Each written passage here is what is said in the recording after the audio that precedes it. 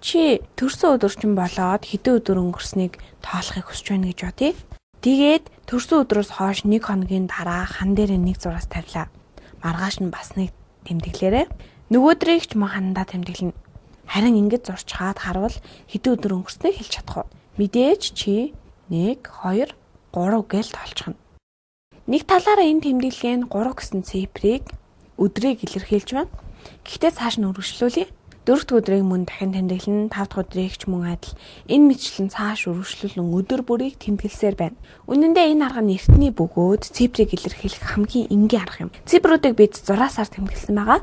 Дараа нь нийлээд зураас тэмдэглэсний дараа хэдэн өдөр өнгөрснийг яаж мэдэх вэ? Ингээл чи дахин тоолох хэрэг гарна. 1, 2, 3, 4, 5, 6, 7, 8, 9, 10, 11, 12, 13, 14, 15, 16, 17. 17 өдөр. Тоог энэ аргаар илэрхийлвэл 17 өдөр өнгөрснийг мэдэх гэж нэлээд цаг орох нь. Гэхдээ яах вэ болж байна? Иймээс цааш нь тэмдэглээд үргэлжлүүлцгээе. Явъя. 30, 31, 32, 33. Ингээд дараагийн өдөр гэх мэтчлэн тэмдэглэсээр төрсөн өдөр болоод хэд хоног өнгөрөөд байгааг үргэлжлүүлэн тэмдэглэнэ. Гэхдээ энэ мэтчлэн үргэлжлүүлэхэд тэмдэглэлээ хичнээн өдөр болсныг тоолоход бага зэрэг хүндрэлтэй болж байна. Зөвхөн тоолоход ч биш, тэмдэглэгээ хийхэд хан дээр маш их цай эзлэх хүчээр хүндрэл гарна. Тиймээс та үнийг амархан бөгөөд ойлгомжтой аргаар тэмдэглэхийг хүснэ. 1, 2, 3, 4, 5, 6, 7, 8, 9, 10, 11, 12, 13, 14, 15, 16, 17, 18, 19, 20, 21, 22, 23, 24, 25, 26, 27, 28, 29, 30, 31, 32, 33, 34, 35, 36, 37. 37 гэж тэмдэглчихэд байгаа энэ аргаас арай хялбар арга байдаг ч болоосоо гэж хүсэх нь ойлгомжтой. Төрсөн өдрөөс хойш хичнээн хончоод байгааг энэ зургасууд харуулж байна. Бидний гарт 10 байдаг. Хэрвээ 10-10-аар нь бүлгэлвэл хідэн 10-т бас үлдэгдэл хідэн нийттэй болох бол 1, 2, 3, 4, 5, 6, 7, 8, 9, 10. 10-аар нь багцлан энэ нэг бүлэг болголоо. Мөн энд 1, 2, 3, 4, 5, 6, 7, 8, 9, 10. Бас дахин 10-аар багцлан нэг багц болголоо. Бас дахиад харъя. Бидэнд бас 1, 2, 3, 4, 5, 6, 7, 8, 9, 10 байна. Мөн дахин нэг 10-ийн багц болголоо. Ингээд эцэст нь 1, 2, 3, 4, 5, 6, 7.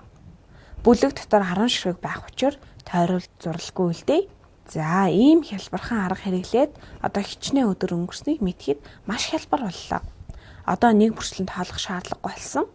Эхний багцад 10, хоёрдугаар багцад 10, гуравдугаар багцад 10, эсвэл та 1, 2, 3 10-т гэж хэлж болох юм. Энийг 30 гэсэн тоог илэрхийлнэ. Мөн бидэнд 1, 2, 3, 4, 5, 6, 7 байгаа. Одоо харин надад 30 болон 7 байгаа юм байна гэж хэлж болохоор болсон хэдий ч нэршлиг нь хэрэглэе. Бидний хэрэглэдэг тоон систем маань 10-ын систем буюу 15 юм. Бид 10 хүртэлх тоонд тэг 1, 2, 3, 4, 5, 6, 7, 8, 9 хүртэлх цифрүүд багтдгийг мэднэ.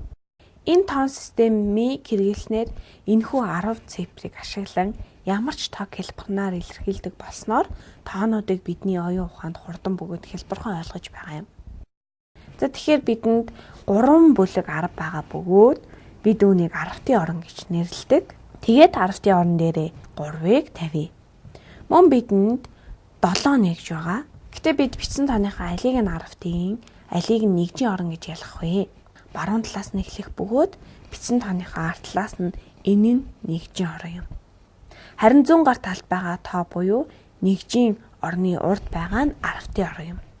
Баруун гар талд бичиж байгаа маань зураасаар тэмдэглэнтэй тэнцүү. Тэгэхээр 3 10 буюу 1, 2, 3 10-т. 3 бүлэг тос бүр 10 байгаа. Харин бусд нь нэгж. Тэгэхээр бид дахин бичиж тоонуудаа нэмье. 3 10-т дээрээ нэмэх нь 7 нэгж. Эсвэл өөр нэг аргаар бодвол 3 10-т гэдэг нь хэд вэ? Тэгэхээр 3 10-таа цифрийнхаа зохион байгуулалтанд оруулж доор нь бичье. 30 буюу энд 3 хардаг гэсэн үг. Мөн 7 нэгж. Дахин нэг удаа цифрүүдээ зохион байгуулалтаагаар ойлгоход 7 нэгж маань 7 гэсэн тоо юм. Тэгэхээр энэ бүгд нь 37 гэдэг тоог илэрхийлэх өөр хэлбэр юм. Энэ бүгдээс бидний хэрэгэлдэг тоон систем маань хичнээн цомхон хялбар болохыг та нар сайн ойлгож авсан байх гэж найдаж байна. Үнэн дээр 37 гэсэн тоог хан дээрээ 6-аар тэмдэглээ тоолоход нилээдгүй бэрхшээлтэй байлаа.